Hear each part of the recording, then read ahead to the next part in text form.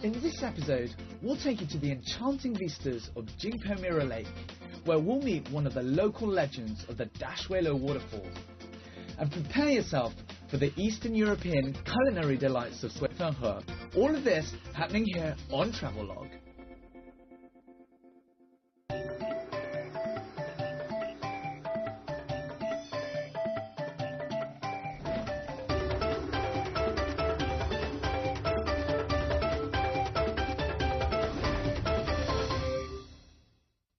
Hi, I've just made it all the way up to Heilongjiang province. And yes, Heilongjiang is mostly famous for its ice sculpting festivals and beautiful winters. But we're here right in the middle of summer, and at this time of year, this place has an altogether different kind of beauty to it. From sparkling mirror lakes all the way to underground lava tunnels and so much more. And if you can't make it in person to Heilongjiang, then we invite you right now to this place to join us on Travelogue and experience it. I'm Gareth Edwards. Welcome to the Heilongjiang series. That's the Mudanjiang River right here. So let's start off in Mudanjiang. Blessed and cursed, as some people might put it, with one of the coldest climates in Asia. Heilongjiang is located at the northernmost point of China, bordering Russia in the north and Inner Mongolia to the west. Mudanjiang, which means meandering river, is famous for its fertile lands, rice, timber, mineral deposits and forests. For over 1,000 years though, this hidden gem of lush forests, mountains and scenic lakes was known only to a few nomadic tribes. Fast forward 100 years, and Mudanjiang is an altogether different place. Although thankfully its unique natural beauty has remained largely unscathed by modern civilization, it is now considered one of the province's key economic hubs. So how is it that Mudanjiang has been able to retain its fertile land and beautiful scenery? Is it some sort of compensation for the harsh winters? Well, this is certainly a question I'm hoping to answer in the course of visiting 3 local beauty spots: Jingpo Lake, the underground forest, and Suifenhe.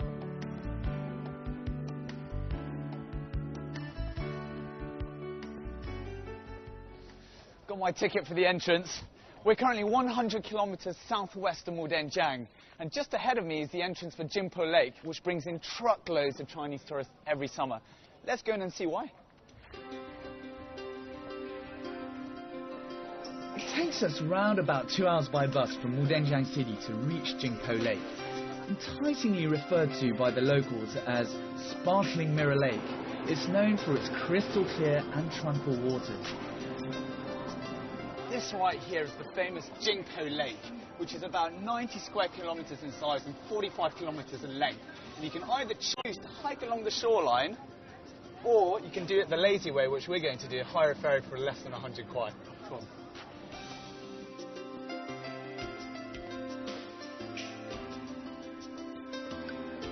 Jingpo Lake was formed over 5,000 years ago when flowing lava from a volcanic eruption blocked the Mudan River. It is the second largest barrier lake in the world after Lake Geneva in Switzerland. On first impressions, the area has a very relaxed vibe. Time seems to slow down around here, and the locals seem quite comfortable with a laissez-faire attitude.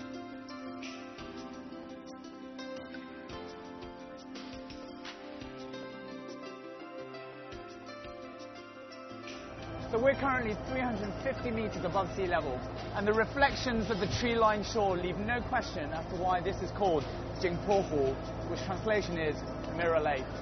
The water is tranquil, like a mirror.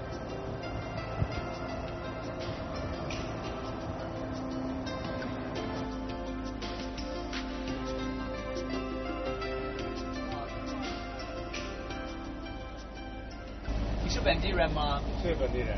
你做这个工作多长时间了？将近20年了。不同的季节、不同的天气有什么区别？春天看花，夏天看绿，秋天看红叶，冬天看冰雪。谢谢。He's a lucky guy to be on this beautiful lake every day.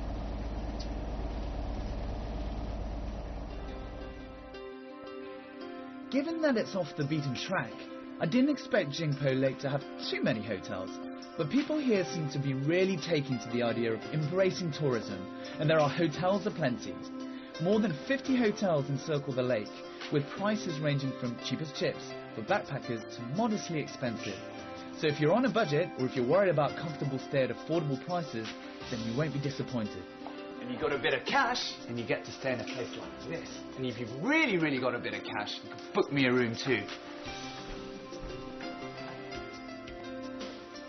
So this is the living room. As you can see, very nice indeed. I mean, it's not dissimilar to something you'd get in the French Alps or chalets in Finland. And as a matter of fact, all the wood was imported from Finland. So you can see the similarities. Very nice. Clearly, this is not somewhere I can afford to stay. Still, why not make full use of the facilities during my quick visit, eh? And that includes the ridiculously over-the-top restrooms. With a multitasking heated toilet, I'm left wondering if it would start polishing my shoes if I whistled. And let's not mention the pretty fantastic view from where I'm standing.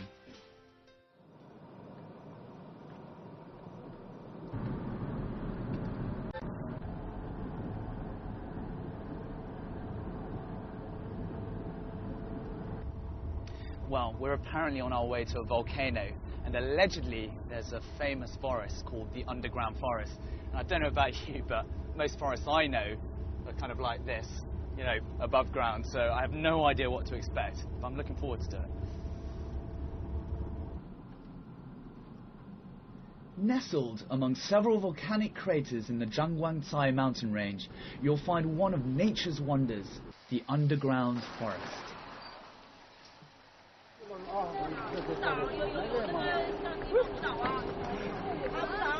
Time to go climbing. In actual fact, in 2006, UNESCO even listed the forest in its global geoparks network.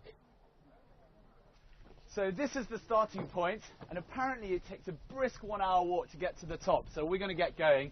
Also, you can hire a guide here, which we've done. Ni hao. Ni hao. See you at the top.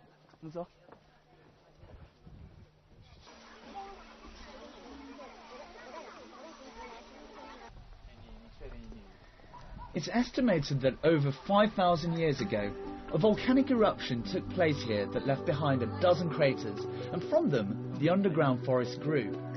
The first thing I notice as I make my way around the forest is just how fresh the air is. Most of the trees here are several hundred years old and over 20 meters high. There are plenty of routes you can take, but I suggest that whatever happens, you make sure you head up to the third crater, which is the largest. Ready your cameras and prepare yourself for some epic views. I'm actually ashamed to say it, but my cameraman actually beat me to the top. And the reason is, I think it's actually because of this. What a dazzling sight. So this is the scenic region of the underground forest, which is about 20 square kilometers. And there are about 7 volcanoes around here. And after 10,000 years, this is what the landscape looks like. Amazing.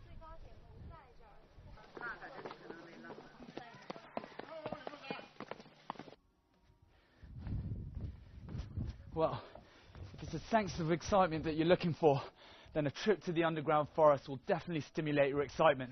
And this right here is one of the underground lava tunnels. And through there, we head on to the underground forest. See you down there.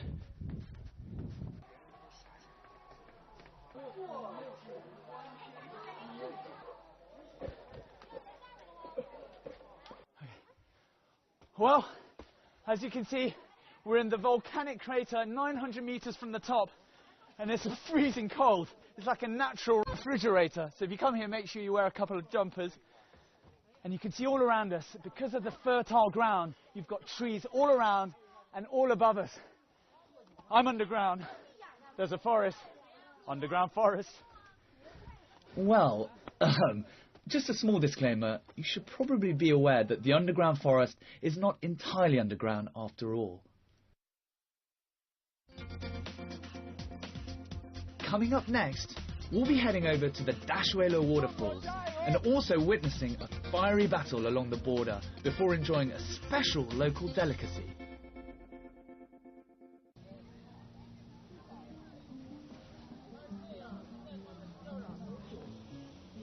So as you can see, on the exit of Jingpo Lake are the famous Dashuelo waterfalls. And apparently it falls around about 4,000 cubic meters of water per second. Quite astonishing. And during the rainy season, it tends to swell up in size. This time of the year, it's the biggest it is. And it's quite an amazing sight. And I would say it's just as dazzling as the waterfalls in Agua Azul in Mexico, or at least around about the same size. Nice. Gazing at the Dashuelo waterfall, it becomes clear why the locals affectionately call it the Niagara Falls of Heilongjiang. As the exit of Jingpo Lake, it's a spectacular sight. It may not be anywhere near as big as its North American counterpart, but what it lacks in size, it more than makes up for in spirit with its roaring waters. Right, so we're about to witness this guy that dives here every day, and he's a bit of a local hero, and even during winter, when it's freezing cold, he sometimes dives up to 2 to 3 times a day. He's coming right now. What amazes me is that Di Huanran has been diving here for over 30 years. He even earned himself a place in the Guinness Book of Records as the world's highest waterfall diver. And what initially started out as an enjoyable, albeit slightly risky pastime, eventually became a way of life for him. And now he earns over 1,000 RMB a day doing dives in front of millions of tourists every year. Look, he's over there. He's just getting ready, wading away across the water. I think he's going to carry on around, and then I can't believe he's actually going to dive off that.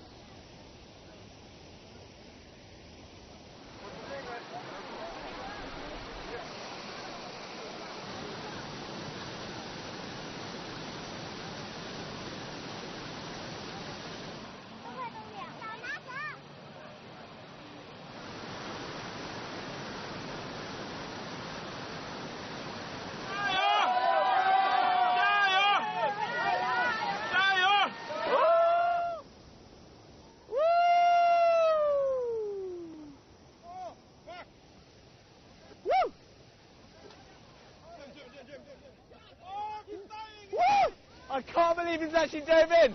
That's 20 meters high. Blimey. You won't catch me doing that. You won't catch me doing that. There are many tales and local legends about Jingpo Lake, and I have no doubt that the story of diver Di Huanran and his enduring passion for the Dashuelo waterfall will live on for many years to come. 你每天做这个吗？对对对，每天我就做这个，经常来跳，就是冬天也可以天天来跳。你不冷吗？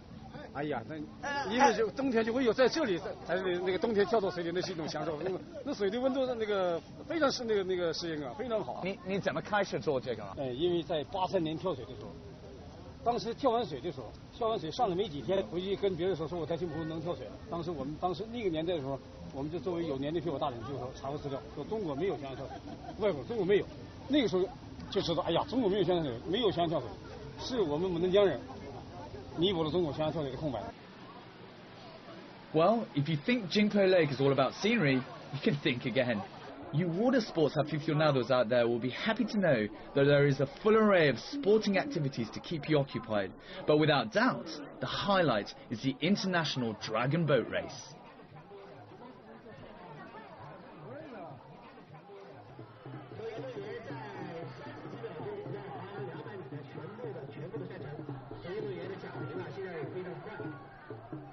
Seeing as we're on the border with Russia, it'd be a real shame not to have a bit of sporting competitive spirit. And here, during August, on Jingpo Lake, you can witness the Dragon Boat Race. China versus Russia. Go China! And Russia.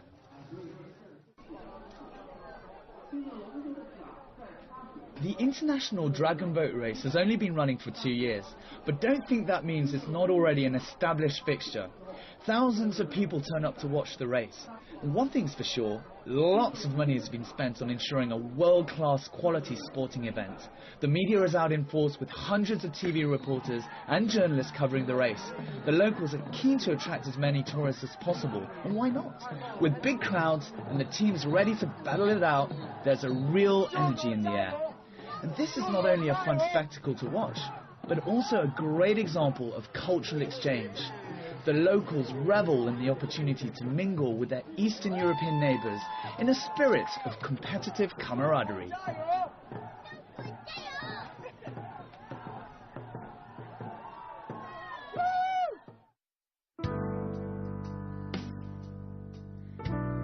After the day's frenzied events, the sun finally sets on Jingpo Lake and the water returns to its tranquil, mirror-like state.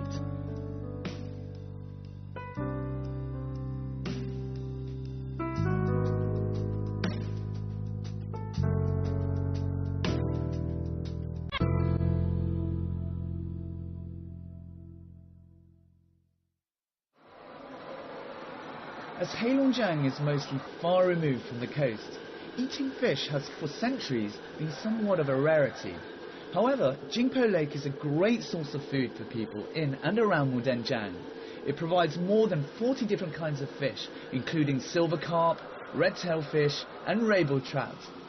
What really surprises me is not so much the variety of the fish, but the size of the dishes, which seem to be twice as big as anything you might get in other parts of China. No joke. In Dongbei, which means the northeast, this is what the local hospitality and cuisine is all about.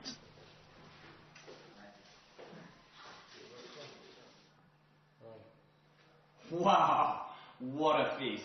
谢谢。这是为中的客人预备的金箔湖全宴，这个鱼都产自于金箔湖的。这个是这个汤头，这个是鲫鱼，这是草根，这是鲤鱼，这是金樽，这是白鲢，这是白鱼子，这是金箔湖特产红尾鱼，啊，大家都能快尝尝啊，来，大家都快吃，夹可以是吧？啊，来，谢谢。哇，这个头可以吃吗？可以吃，连刺都可以吃。You kidding me? 对。Well, apparently you can eat the head and all the bones. So sounds like a pretty efficient fish to me to eat. Let's give it a go. Yeah, salty, fried. I'll tell you what, I'm going to eat all of it right now. Well, in extremely harsh and cold climates, people tend to develop a strong drinking culture. There's Russia, for example, and China's northeast is no exception. The hospitality around here will likely involve you drinking copious amounts of alcohol and eating like a whale. You've been warned.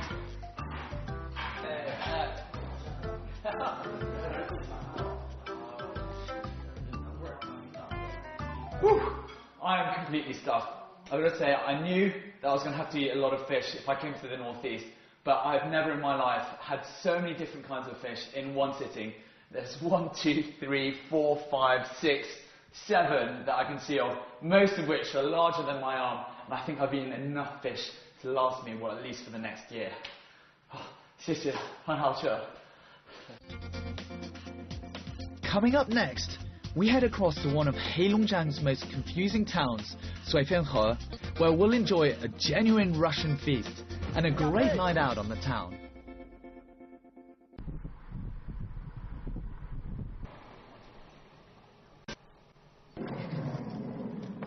So we're on our way to Suifenhe, but we just had to stop here because I've heard that the rice in Ning'an is very special. And that's not just because of the climatic conditions, but it's also because of the lava with soil mixed together after thousands of years has made this land very fertile. And back during the Tang Dynasty, only the royal family could get their hands on this stuff. Give us some. I'm joking, we better hit the road. It's not just the rice in Ning'an County that's famous, but also the rice in Heilongjiang as a whole. Every year, 10 million tons of rice is produced here. So as we continue our bus ride to Suifenhe, my thoughts turn back to the question I posed at the start of the episode. What is the big secret behind Mudanjiang retaining its fertile land, lush forests and scenic lakes? Well, the answer seems to reside in the volcanoes. Over 5,000 years ago, volcanic eruptions blocked the Mudan River, which created lakes like Jingpo Lake. And it was the rich minerals contained in the magma that helped create some of the most fertile land in China. If you're looking to catch a glimpse of these beautiful surroundings on your way to Suifenhe, then our bus ride will be right up your street, and it only takes 4 hours to get there from Jingpo Lake. One of the first things you'll notice when you arrive in Suifenhe is just how international it is. The streets are filled with Eastern European-style buildings, and everywhere you look, you'll find people of all races wandering around.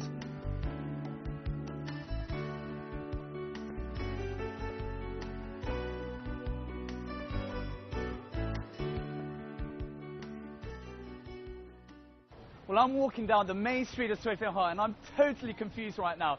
The street signs are in Russian, the buildings look Russian. I've had Chinese-looking people come up to me and speak in Russian as well. But I can guarantee we still are in China.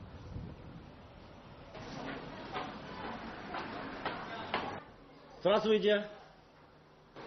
Какой вам нравится? Побольше или поменьше? Посмотри просто. Качество очень хорошее. Попробуйте.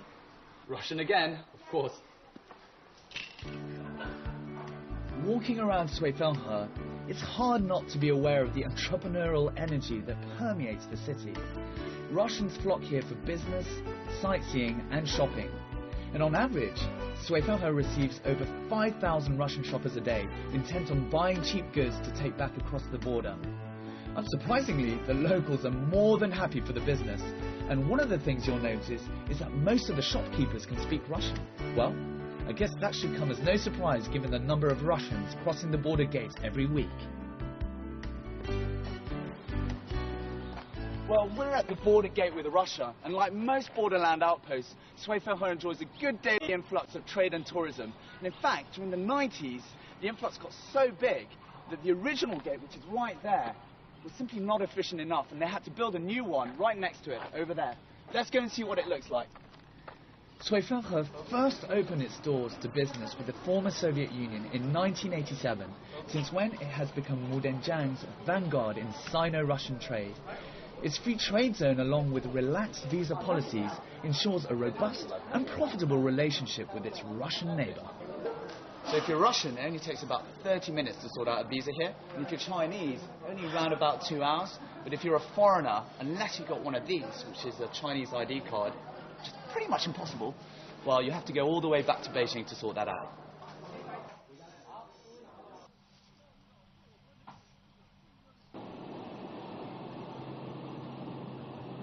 Given that Russia is only a stone's throw away, I thought it would be interesting to check out the Russian cuisine in Suifenghe. So I head over to the most popular restaurant in town, Maxim's. Now, Russia is famous for its wholesome and hearty food that warms your cockles during the cold winter months. And you can certainly do with some of that in Suifenghe, especially when the temperatures start creeping downwards. Here at Maxim's, you take a culinary journey over the border right into Russia.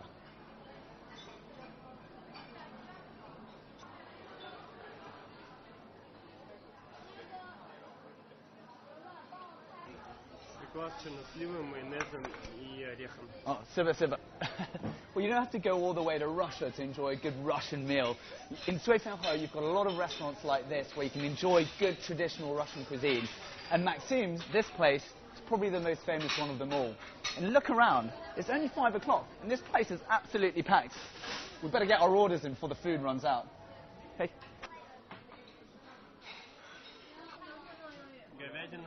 Much like eating in France, for example, the Russian meal is not simply about food. It's an event and a celebration. Even an informal meal can become a festivity, with a string of dishes punctuated with toasts, stories and laughter. Russian hospitality is a long-standing tradition and a source of pride for the host. So be prepared to have your fill of bread, salads, meats, and above all, soup. Oh yes, the Russians love their soup, so get ready to love it too.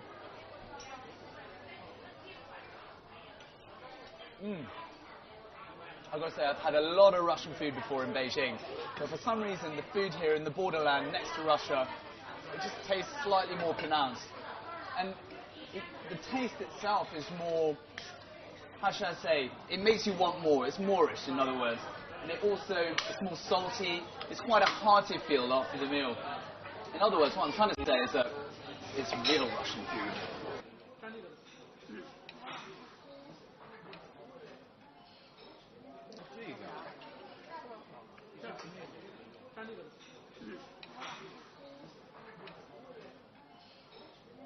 Well, after a hard day's work, there's nothing quite like a Russian meal to sort you out. But the night is still young, and this is the important part, the nightlife. Given its small size, I didn't expect Suifenghe to have such economic and cultural vitality. In many respects, its economic rise is typical of borderland cities neighbouring Russia and reflects Heilongjiang province's ascendancy.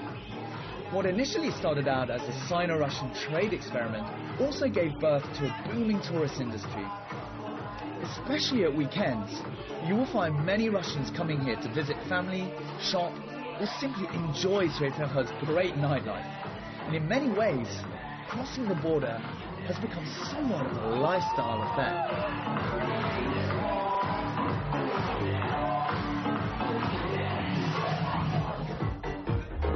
Well, it's been an action-packed episode, and we managed to make it to Jingpo Scenic Lake. And on top of that, we witnessed the dragon boat race between China and Russia. And Sui-Feng-He, well, what can I say? None of the guidebooks said very much about this place, but the mix of Chinese and Russians in a prosperous city like this makes it a very lively place to live. This place officially rocks in my books.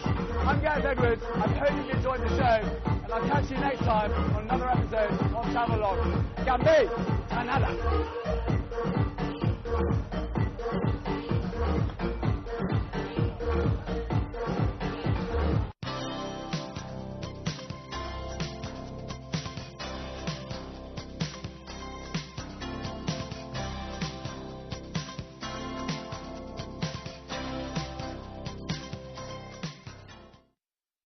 Is it some sort of compensation for the harsh winters?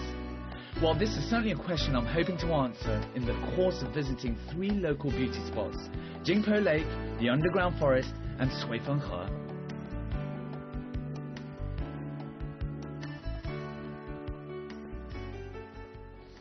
Got my ticket for the entrance.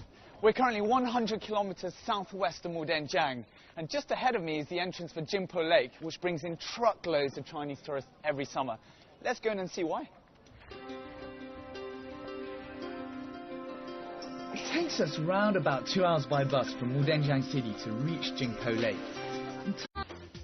In this episode, we'll take you to the enchanting vistas of Jingpo Mirror Lake, where we'll meet one of the local legends of the Dashuelo waterfall. And prepare yourself for the Eastern European culinary delights of Sui-Feng-He. All of this happening here on Travelogue.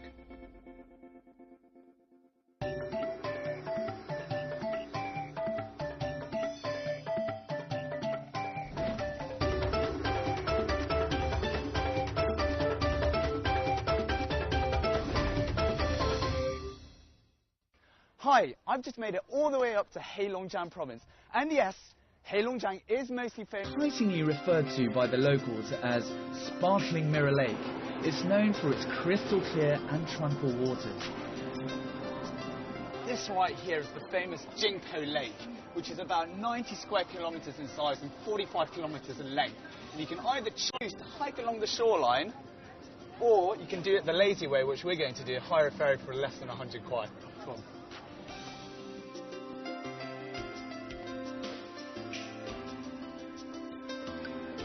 Jingpo Lake was formed over 5,000 years ago when flowing lava from a volcanic eruption blocked the Mudan River. It is the second largest barrier lake in the west. Mudanjiang, which means meandering river, is famous for its fertile lands, rice, timber, mineral deposits and forests. For over 1,000 years though, this hidden gem of lush forests, mountains and scenic lakes was known only to a few nomadic tribes. Fast forward 100 years, and Mudanjiang is an altogether different place. Although thankfully its unique natural beauty has remained largely unscathed by modern civilization, it is now considered one of the province's key economic hubs.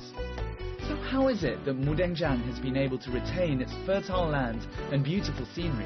Famous for its ice sculpting festivals and beautiful winters, but we're here right in the middle of summer, and at this time of year, this place has an altogether different kind of beauty to it.